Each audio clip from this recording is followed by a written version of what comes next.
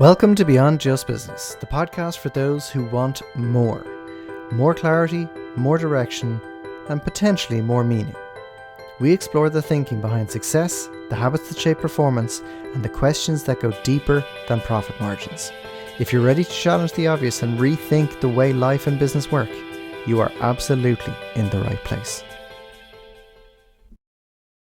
Welcome back to Beyond Just Business with me, Andrew Rattigan, and Paul Davis. You're very welcome back, Paul. And to you too. Great to be here. Sure, look. Okay. Yeah, well, there you go. And this episode is sponsored by absolutely nobody. We're still waiting on Gill Opticians. Jamie, if you're listening to this podcast, come on now. Enough is enough. We both wear thick glasses. We've got disposable income most of the time. So let's capitalize on this audience. So you're very welcome back to another episode. We're actually in season 2 now, would you believe? For anyone who's new to listening to this, you do have season 1, which has 9 episodes to catch up on. And we're on episode 5 in our season 2 series. Again, anyone who has an interest in this area or has a topic they've covered, you're more than welcome to reach out at hello@beyondjustbusiness.com, and you're more than welcome to ask us to cover a topic or a question or an issue you might have in complete confidence. We don't mention any names.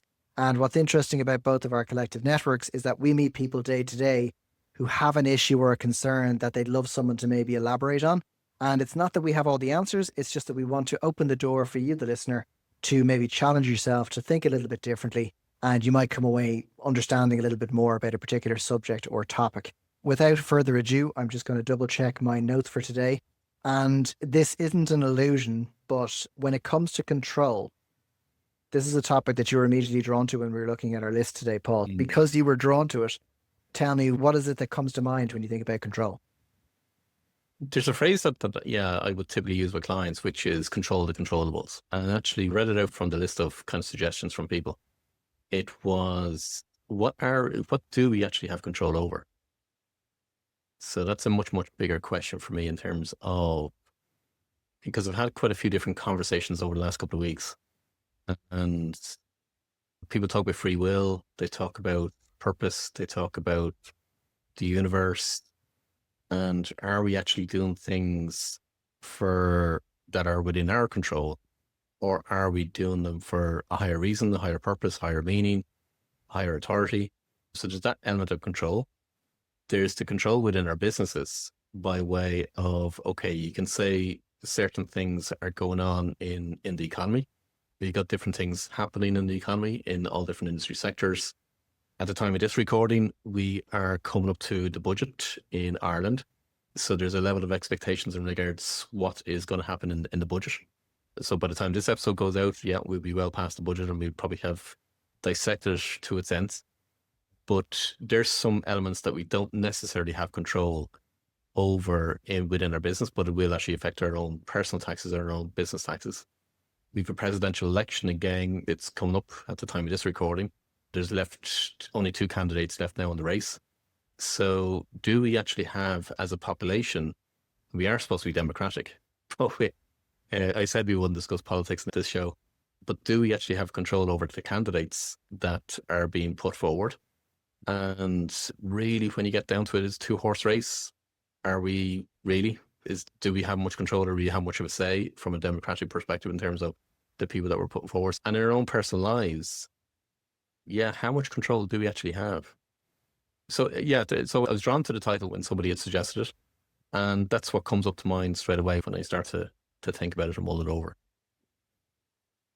Yeah, what's funny, what resonates with all of that is, I think it is everything, I suppose, whether we'd like to give it credit or not, is an illusion in ways, because you have this illusion like that you're going to wake up in the morning, and then that kind of starts your day with, whether you're extremely rigid, you get up, you do your workout, meditation, whatever, you have control over your day, you assume, when you wake up. But I suppose that illusion element of it is, well, you have the concept, like let's say, not to get political, but I look at it from a business perspective, and I think we're in a period of transition in Ireland when we look at the role of business and enterprise in Ireland, when you look at championing small businesses, small to medium businesses, and they're the lifeblood of what's happening in this country. Yes, we've a large tax take from the big techs and multinationals, but when I saw the candidates for this election for the presidency, I just thought it was so lackluster. I was looking at this kind of going, there's no one in there that I'm bothered with. There's no one in there that I think this is great. They're going to represent Ireland. They're going to breathe new life into it. No one's perfect. And it's not against any particular individual.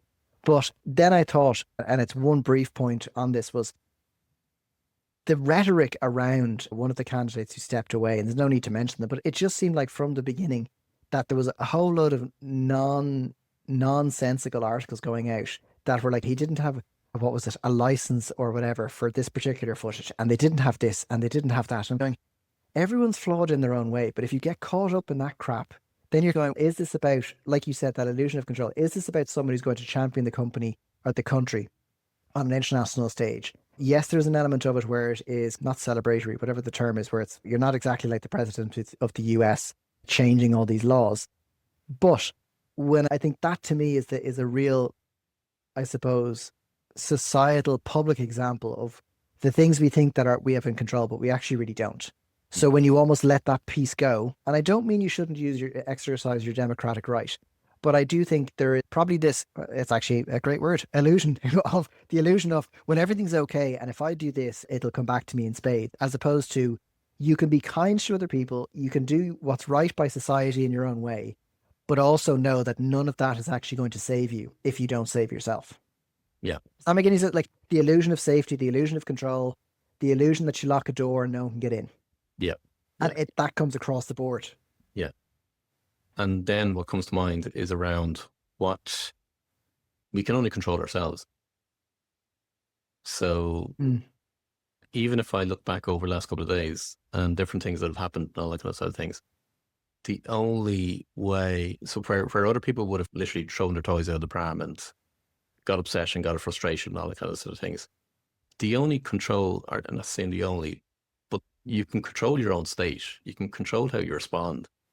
You can control whether you want to get frustrated or whether you just want to take it as another hurdle or a sign or whatever it might be, and so on, because I did get that message from somebody else as well. What's it trying to tell me?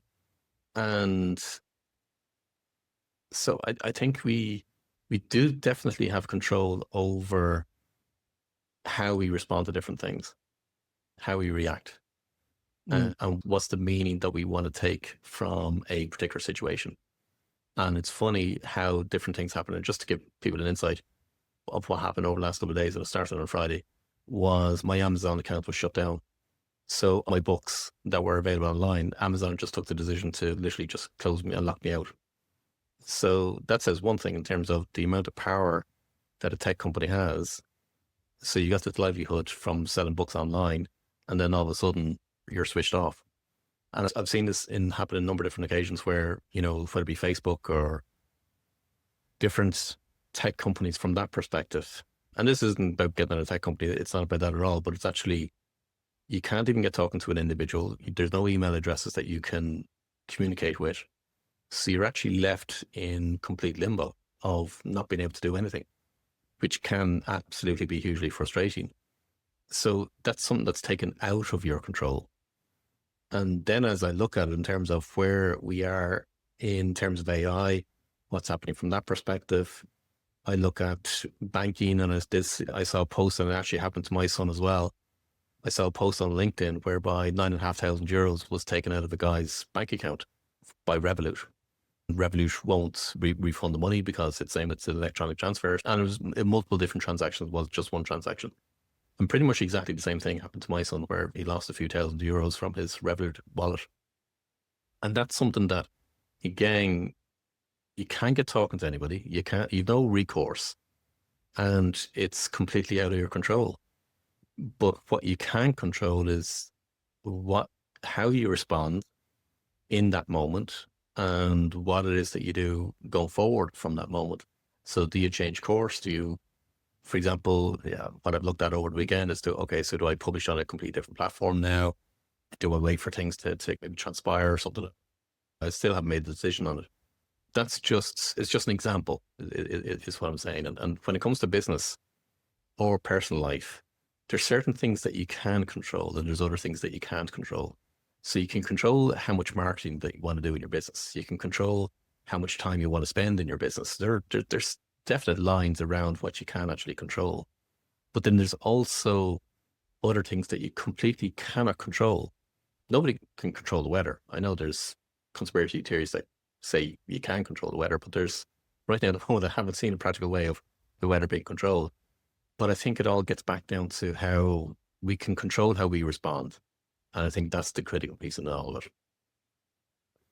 But it's interesting because when you said actually respond or react, I think I remember someone said that it's that you can either respond or you can react, and react is almost that biological thing. Someone gives you a fright, and your reaction is to jump, to shout, to get defensive or to run type of thing. Whereas respond is where you take in the stimulus, you process it, and then you control what you put out. And I think nowadays, especially, I think a lot of people will resonate with that lack of contact perspective, which is so many companies strategically create barriers for you to be able to do anything. As in, you can't. Now, I also know that when you think of society, if you have if you have a phone line, as sure as night follows day, there will be the person who rings you because they're lonely. There'll be the person who rings you every week questioning everything. And I understand that side of it. But what's interesting is we're now living in a world where we rely on so many of these platforms for so many things. Because firstly, they do make our lives easier pretty much. When you're looking at how things work, are you going to go onto a certain website to try and find it, or are you going to Amazon it, essentially? And almost the price of doing business is you're putting your trust and your energy into one particular platform that can then essentially take it all away. And I suppose when you think of people in business now, if they're putting a lot of effort into LinkedIn, into Instagram, into any of these platforms, they provide great reach. The majority of them are free most of the time, unless you're advertising. But I suppose the pay the piper element that people don't talk about is you don't own your audience. So Yeah. when you look at the other side of that, you're then thinking, yes, you may have a perception of following and control, but then if that was taken away, how would you respond or react to it tomorrow? And maybe there's a big element that what has made our lives easier in a lot of ways has also made us more complacent. Because like you said with Revolut, I can send you money right now. I'm not going to, but I could. And like you said, it happens in an instant. So it's not a case of going down to the bank, filling out that old school transfer for a draft or whatever it may be. But then it's almost like Wi-Fi. You forget it's so quick, it's so easy. And then as soon as it's shut off, you're like, what am I supposed to do now? Whereas someone who keeps cash under the mattress just takes out cash and has cash. And that it's neither here nor there about the cash or the online, but it's more when you think of all those different things, we have a number of layers in society that almost give us this illusion of simplicity, practicality, and control. But when you actually ask the question, just because you have a username doesn't mean you actually control Sweet FA. You don't. Yeah. You've not come back, which is the terrible thing about it, to be quite honest. And I think probably when you layer in the advent of AI now, like I used to wish that I was great at programming and I was whatever else. And I look at it now and I actually think it's the soft skills that will actually give you more control in a lot of ways because, and I don't mean control in a devious sense over people, but I actually mean interpersonally, that is still such a rich environment to be in. Even if you're having a challenging conversation with someone, is a back and forth, an understanding, a swapping of ideas, lessons learned, and then a meeting in the middle, or not, it comes to a head. And there's an element of control in that because you can still have that interaction. Whereas when you think of AI, a lot of the stuff now is just, it's getting layered out where developers who are used to programming, doing whatever else, something else can do it in 15 minutes. Like I had someone send me a message over the weekend that Lovable saved them 10 grand because I recommended it. Like it's that same idea 2 years ago would have been spending 10 grand with someone who maybe puts together an idea. And there's another example, the illusion of control, that I'm giving my idea to a programmer, and it's no offense to them. It's like anybody, but they perceive what I think I want. They build it, and then I kind of control that. They control that interaction, what I have access to, what I don't, whatever else. But that's probably something that permeates throughout everything we do. Like petrol pumps. Anyone who has a petrol car, for those who don't know, a petrol car is something that's combustion driven. You don't plug it into a wall. It smells amazing. It sounds amazing. It's way more fun. So whoever likes EVs, get off the podcast. Coming up next on Petrol Heads. But isn't it though, when you think about it, every facet of our lives has that illusion of I can drive anywhere I want as long as the petrol station's open. Yeah, agreed. Yeah, at least it'll only take you 5 minutes to fill. True. But this episode is sponsored by Texaco. But what is it? Let's look at what we can control then. So if someone is trying to assess that without us going off on one and all the things we don't control, what do you think someone could do if they were to explore what what I control actually is in think, their life. I actually think it's our perceptions and how we allow our state of well-being, or not well-being, but how we allow our state of being to be affected.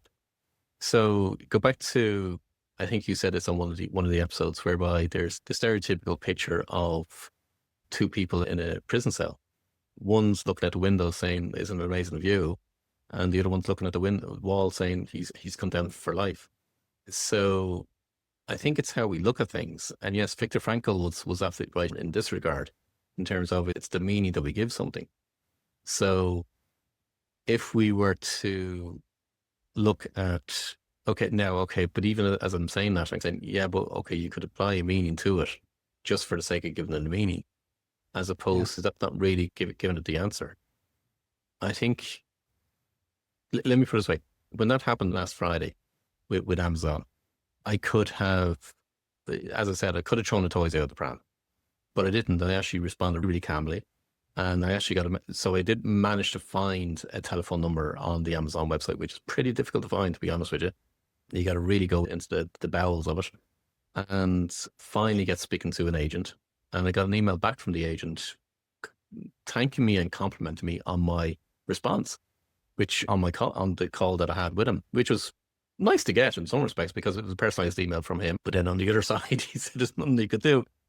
But what I'm saying is, I have been here. I have been there in terms of I've had times whereby I have literally thrown the toys out the pram because something happened and wasn't what wasn't what I wanted to have happen. So I escalated, or let me put it this way, my blood pressure escalated automatically, and I responded that way. And I don't think you can get anywhere with that approach. That's just my experience, as opposed to just having a calm approach. And it's not how to say,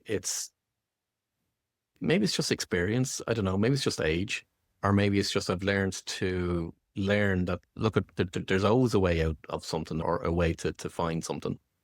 And with a calm head, you can find it, as opposed to really allowing that blood pressure to increase. I have seen other people react in different ways, different situations, and it doesn't serve them. It doesn't get them anywhere. So I think the more you can actually control your emotions, which Warren Buffett regularly says, the more you can control your emotions, the more you can see in life, and the more success you'll get from that perspective. Because definitely, if you can't control your emotions when it comes to the marketplace, buying, selling stocks or buying, selling currencies, that's it. You're never going to succeed from that perspective. But that applies pretty much to all facets of life, I think. Yeah, and you say with age, but I think there's lessons you learn, yes, but the amount of times that I find I observe people quite a lot, and I think the older I get, one thing I do is I watch people. And like traffic is a wonderful place where you can really get an insight into what someone's going through. So someone who beeps you because the light went green point 0.8 of a second ago, Yes. someone who is absolutely waiting for someone to cut them off, whether knowingly or unknowingly, so they can just do whatever, shout, swear, whatever else. And I suppose that's an indication of what they're going through in their particular life. But I think if you look at the very basic of how we do everything, if you imagine, what's funny is like I don't think you have to be a 99-year-old in a rocking chair, knowing that a certain, let's say, like maybe the keen awareness, or you have all of these multiple inflection points over like a large period of time, which almost give you that internal data as to, I've seen the market shift 10 times in my life. So I know that this is going to happen. History repeats itself. So I've seen this happening. This is another version of this in a different form. But I also think maybe regardless of age, I think it almost comes down to the perspective thing. Like that perspective of, like you said, shouting and screaming because something went wrong. But what does that do? My thing was never, and I also think the squeaky wheel getting the grease is the thing that kind of pisses me off in ways, because I often think, when you're affable and you go along and you're the person that's quite easygoing and not in a pushover way, but you just for the ebb and flow of work and business and how people do things, whatever else. And then I've come across people that are very abrasive and they push. And the worst thing that happens is they get the thing they think they want and they associate that with being bullish. And I think they then assume that means that everything, pushing someone around in a car park, being aggressive in the car, at a restaurant, whatever it may be. Yeah. Whereas almost that concept of you can be a black belt in jiu-jitsu or taekwondo or whatever else's thing, but having it doesn't mean you control. I think it just gives you an awareness almost. Do you know that kind of way? So like I could know that if I walk down a street, someone attacks me, I have the illusion of control as in I could do something about it. But the very reason I know I can do something leads me to have a more calm disposition. Yeah. So maybe if you look at the illusion of control with people as being, look, you lock up your house as best you can at night, you have an alarm, and you can have a plan as to if something goes wrong. You can't control what that is. If a satellite falls out of the sky, no plan to run out of the house and stop you getting squashed or ruining your begonias in the back garden or whatever those plants are called. But like you said, how many people do you know would spend 8 hours in a tirade of abuse on the phone to just whoever it is in whatever insert whatever customer service it is Yeah. and expect to get what result in what shape or form? Yeah. And I think the thing that would probably drive people mad nowadays is the rhyme or reason as to why things happen. Like if your account on Amazon got like it's not that someone's going to anonymously send you a letter and say you sparked an idea that's now started a revolution in Cuba and that's why you've been thrown off Amazon. It's not or when someone says, oh, this goes against guidelines. It's yes, there's a free speech element to that. And yes, there's an open model where people should be able to create what they want to create within reason, not incite hatred. Even as I say that, there's me putting guardrails on what you should and shouldn't do. Yeah. Yeah. So But actually, I think that's where society is going, unfortunately. Because where do you actually, end up though? Does it mean like you have an impure thought and you get escorted off the premises? Bloody hope not. but that was 1984. That's what it was literally the whole concept of, like, down to your thoughts. But if you look at where society is going, so if you were to say different things in the US, literally different things will happen. If you say anything in the UK, put a different flag up, or you support another country or whatever, and so on, or people say it's not a country, again, you're arrested. In Ireland, we've been going forward behind the scenes with a hate speech bill. It's been on the back burner now, but I can guarantee it's going to resurrect itself again, and it's going to be slipped through before we even know it. And that means that anything that you say could potentially you could be jailed for. And with everything going electronic now, okay, so we mentioned Revolut, but in the UK, because I was in the UK there last week or whatever it was, last week or the week before, I can't remember which now. And all the news was about the ID cards, the electronic ID cards. So that's everything going electronic from that perspective. And if it succeeds over the UK, you can guarantee it's going to go into other countries. And yes, it's already prevalent in some other countries, but across the EU is what I'm talking about. So if everything can go electronic and all your money is electronic and all your business is electronic, or the vast majority of it is, because now with internet and websites and e-commerce and all that kind of thing, everything, the vast majority of what we do is online. So all the working from home or working remotely, again, it means going online. So everything that you have, and including people are talking about in the UK in relation to medical records being online and so on, at the flick of a switch from somebody, so taking my situation with Amazon, somebody can make the decision that's completely faceless, unidentifiable, sitting in an office or a cubicle or at a desk somewhere, and decides, oh, don't look at this, and just switching it off. But that's somebody's life. I don't mean as dramatic as that. I'm not saying my life, but I'm saying that's that avenue being switched off. But if you were to extrapolate it to all the other areas, that gives a huge amount of power to different people in terms of you've no access to your money anymore. You've no access to health anymore. You've no access to your business anymore. It's literally just been switched off. And is that where we're heading? That's the question mark. Could it happen? Yeah, absolutely could. We've had a number of different situations over the last while in terms of air traffic control being cyber attacked. We've had a storm here in Ireland, not the most recent one, but we've had one a while ago, and the electricity was gone for a couple of weeks. So when something is switched off, you very quickly realize how much you depended on it. So actually, when it comes to your personal life and when it comes to your business, if something was actually switched off, what would you do? And yet in IT, you talk about continuity programs and maintenance and all that kind of stuff and so on. But that's a stark reality. And I think that is actually the society that we are actually heading towards if we don't take control of it. But then again, gets back to the question, what do we actually have control? People walk the streets and demonstration, all that kind of thing, but that doesn't seem to have much of an effect. So what is it that would actually take control from that perspective? It's getting back to control the controllable. Control what you can control, which really is your response. It's how you take the moment. So, And just to close off on that one, I could have allowed that to ruin my whole weekend, but it didn't. So it happened on a Friday morning. Yes, unfortunately, I had to cancel the meeting that Friday afternoon, but I could have allowed it to seep into my weekend and absolutely ruin my weekend, but I decided not to. And so I just said, look, there's nothing I can do from that perspective. So I'll leave it until Monday, and then I'll start addressing it on Monday, which I have done. I'm making inroads from that perspective. But yeah, it gets back to what you can actually control. and I suppose to finish it off though, when I wonder, like we say in business owners, we all get up and you put your clothes on and maybe we can control that side of it. But outside of that, not much else. What It's funny, like I ask myself, what does someone do? What, like, is it the world we live in? Are we resigned to just the fact that if the internet goes down, you were now, unless you decide to live off grid and you decide to invest 100 grand in creating something that's a standalone system, the reality is that most people listening to this, if not all, will have 90% of their life that revolves around something that someone else can switch off, essentially. That doesn't matter whether it's banking, phones, whatever. It doesn't matter because we take this smooth life for granted until something stops. What's funny is I'm trying to think of a way to round it off to leave someone with a concept to think about. But it left me quite considerably thinking, Janie Mac, I just need to become a professional doomsday prepper and live in a basement and start pickling my own food. At least you could control that. I could, yeah, but Janie Mac, like yeah, and it's fascinating when you think of where life is going because and I use films a lot of the time as a point of reference, but there's so many films we would have seen in the 80s and 90s that seemed farcically so out there that they were entertaining. And now you think of you're a hop, skip, and a jump, and a hop and a skip away from a lot of them. Yeah, yeah.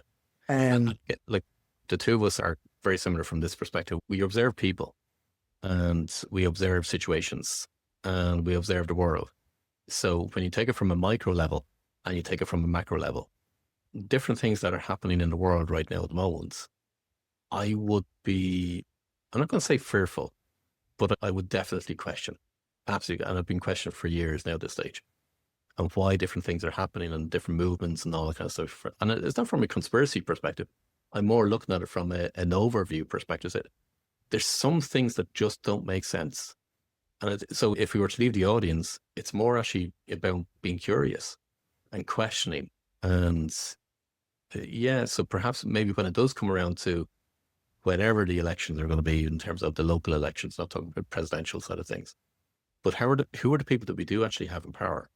What are the decisions that will be made by them, supposedly for us on our behalf? But what's their agenda? What are they trying to? I'm not saying they do. I'm not saying they don't. But everybody has an agenda at the end of the day. Really, just being curious and just being questioning. In my perspective, yeah, I've got to take alternative routes, alternative things to do, and so on. But I'd be curious. If there are two things for people to take away from this episode, I would say just be curious, question. And second of it is, okay, so what can you control? And maybe a third one. If you're to look at your business and look at your life, and if certain things were to be switched off, and even though you think absolutely there's no way that could happen, imagine that it could actually happen. Then what would happen with your business or what would happen with your life? Just as much as if your electricity was switched off, you had no control, you had no access to Wi-Fi, no access to telephony and all that kind of things. What would you do? What would you have? What would actually make it happen? Then in terms of, okay, so how is it that you want to respond in different situations? Jumping up and down and throwing toys out of pram doesn't really work. I think you've got to have an objective view, which comes back to, from my perspective, always trying to maintain yourself in equilibrium, seeing both sides and making a decision from that perspective, as opposed to trying to be completely, totally positive and blind to, oh no, that couldn't happen, or completely negative and going into fear mode and so on. I think there's a few things I think that people could take away from this episode. There's no more to be said from my side. It's got me wanting to write those down now. So I'll leave you all with those questions. If anyone does have any thoughts on this episode, I think this is quite a thought-provoking one. It may jar some people, but that's okay too, because the goal of this podcast is to get you thinking, to get you questioning, and to keep you curious. So I'll leave it there, Paul, and I'll see you next time. And that's it for another episode of Beyond Just Business. If it gave you something to think about, or it helped you see things a little differently, we're delighted. but make sure you're following so you don't miss out on the next episode. Stay curious, keep questioning, and we will see you next time.